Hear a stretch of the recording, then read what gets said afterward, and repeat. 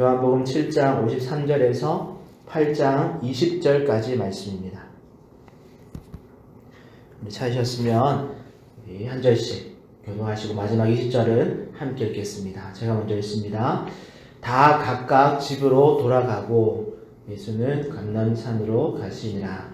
아침에 다시 성전으로 들어오시니 백성이 다 나오는지라 앉으사 그들을 가르치시더니 서기관들과 바리새인들이 유대인 중에 잡힌 여자를 끌고 와서 가운데 세우고 예수께 말하되 선생이여 이 여자가 간음하다가 현장에서 잡혔나이다. 모세는 율법에 이러한 여자를 돌로 치라 명하였거니와 선생은 어떻게 말하겠나이까. 그들이 이렇게 말함은 고발할 조건을 얻고자 하여 예수를 시험함이로라. 예수께서 몸을 굽히사 손가락으로 땅에 쓰시니 그들이 묻기를 맞이 아니하는지라. 이에 일어나 이르시되 너희 중에 죄 없는 자가 먼저 돌로 치라 하시고 다시 몸을 굽혀 손가락으로 땅에 쓰시니 그들이 이 말씀을 듣고 양심의 가책을 느껴 어른으로 시작하여 젊은이까지 하나씩 나아가고 오직 예수와 그 가운데 섰는 여자만 남았더라.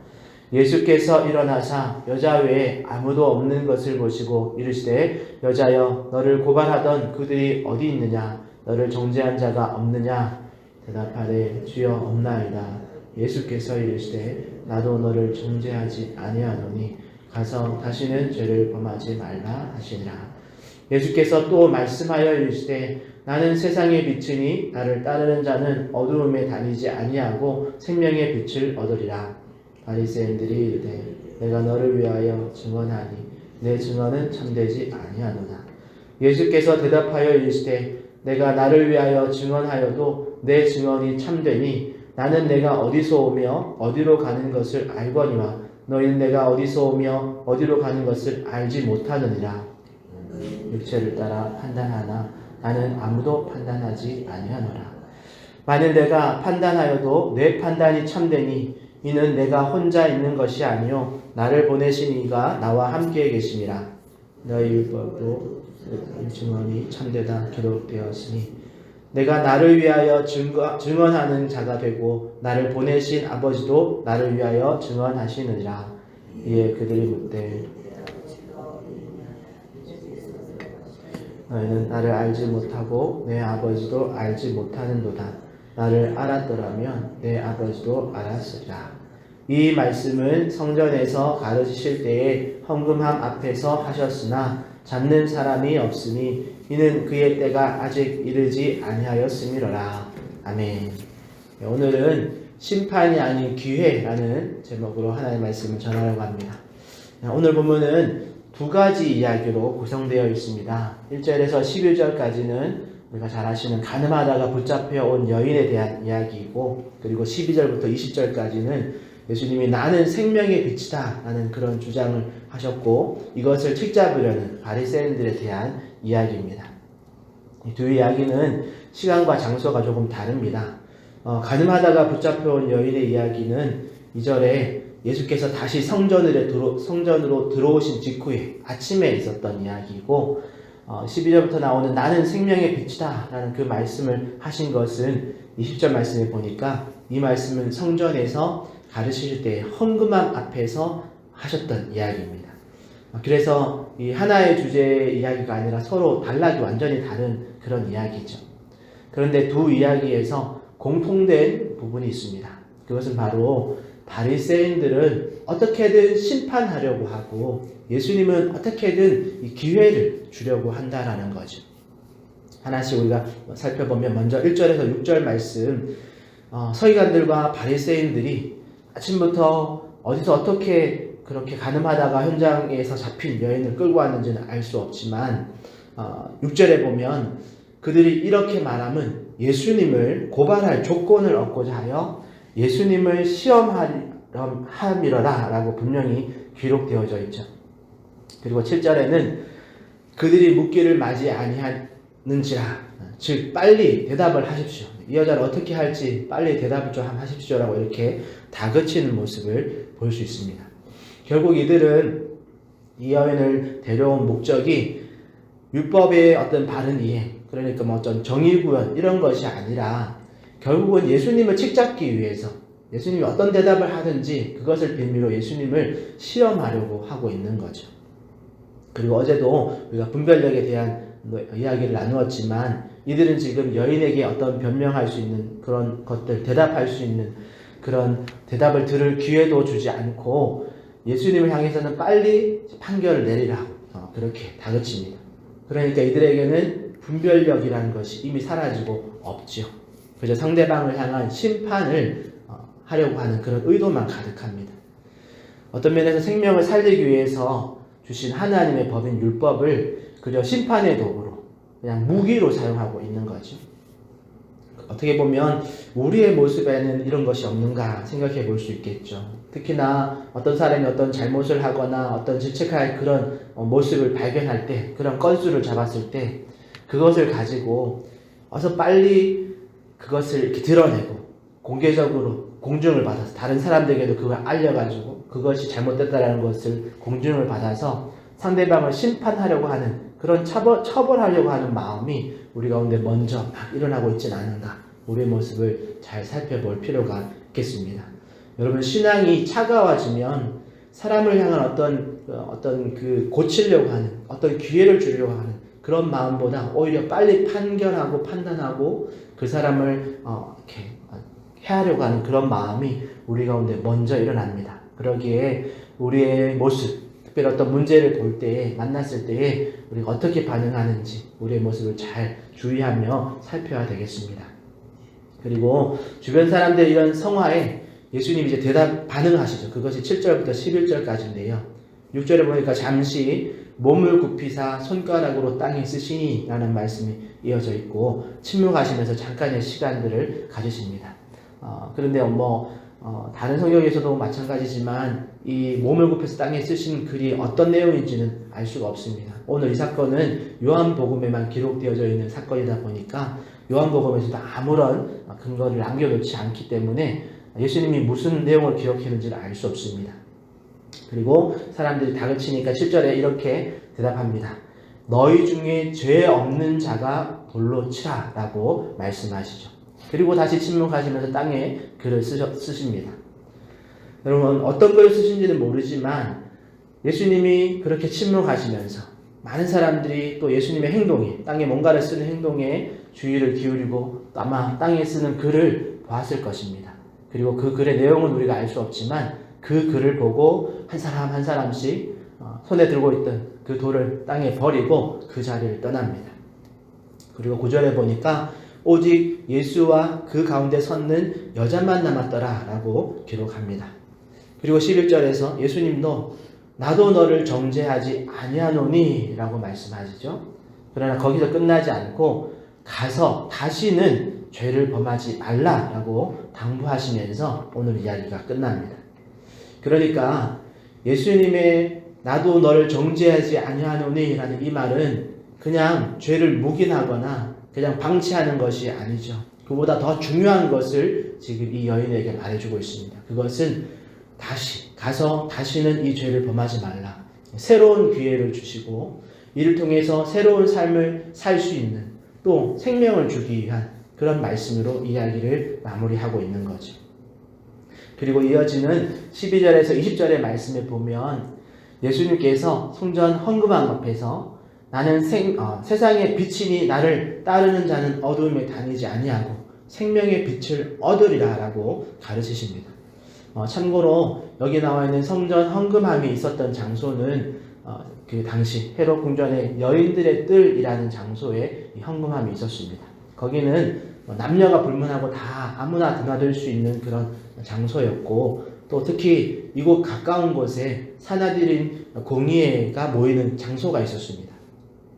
그러니까 많은 사람들이 드나드는 것은 어떤 말씀을 전하기에 좋은 장소이긴 하지만 문제는 사내들인 공회에는 예수님을 가장 싫어하는 그런 바리새인과 사두개인들이 모여서 회의하는 그런 장소입니다. 얼마든지 이곳 가까이에서 이렇게 말씀을 전하다 보면 자칫 잡히기 쉬운 그런 장소였죠. 그렇지만 20절에 보니까 예수님을 잡는 사람이 없었다. 그 이유는 우리가 요한복음에서 또 몇 번 봤지만 예수님의 때가 아직 이르지 아니하였기 때문이다 라고 성경은 기록하지요. 예수님이 나는 세상의 빛이다 라고 이렇게 말씀하시면서 그 말씀에 사내들의 공의가 가까이 있었으니까 바리새인들이 즉각적으로 반응합니다. 그리고 이들은 여전히 율법을 근거로, 모세의 법을 근거로 어떻게든 예수님을 심판하려고 합니다. 그런데 예수님은 빛을 따라서 생명을 얻으라라고 초대하십니다. 그리고 예수님의 대적자들은 빛 앞에서도 자신의 어두움을 변화시키지 않고 끝까지 자신들의 그 주장을 고집하지요. 그러기에 이 바리새인들에게는 생명을 얻을 기회가 없는, 기회를 놓치고 마는 그런 결국에 도달하게 되어집니다. 결론적으로 예수님을 대적하는 무리와 예수님은 하나의 법인 율법을 가지고 서로 다른 그런 접근과 또 서로 다른 결과를 내려고 하는 거죠.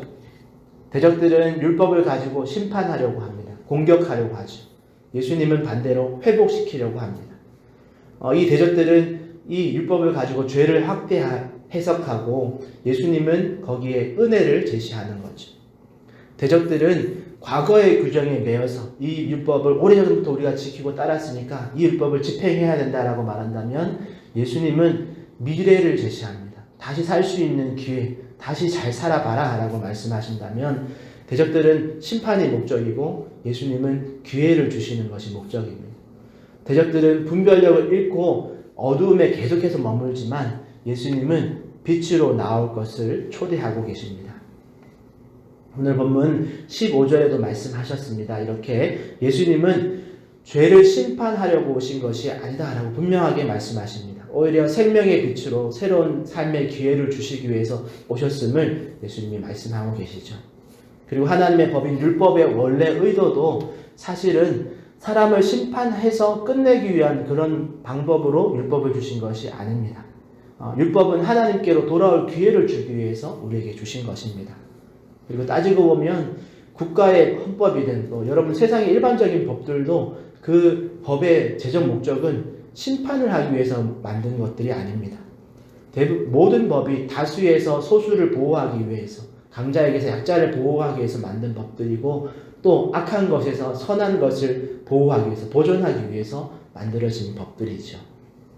결국 우리 사랑하는 성도 여러분, 오늘 본문에서는 한 가지 소리가 들립니다. 그것은 사람들이 들고 있던 그 돌이 땅에 떨어지는 소리이죠. 이 돌은 처음에는 분노의 소리였습니다. 정죄의 눈빛이 가득했었고 그리고 이들에게는 판결이 이미 끝난 것처럼 보였습니다. 한 여인이 인생이 그 자리에서 끝나는 것 같았습니다. 그런데 예수님이 말씀하십니다. 너희 중에 죄 없는 자가 돌로 치라. 그리고 한 사람씩 떠나갑니다. 손에 있던 그 돌들을 바닥에 떨어뜨리고요. 성도 여러분, 이 돌이 바닥에 떨어지는 소리는 어떻게 보면 심판의 소리가 아니라 은혜가 시작되는 소리였습니다. 마침내 그 자리에 두 사람만 남았습니다. 죄인인 여자와 구원자이신 예수님만 남았죠. 예수님이 묻습니다. 너를 정죄하는 자가 없느냐? 그리고 이렇게 선언해 주시죠. 나도 너를 정죄하지 아니하노니.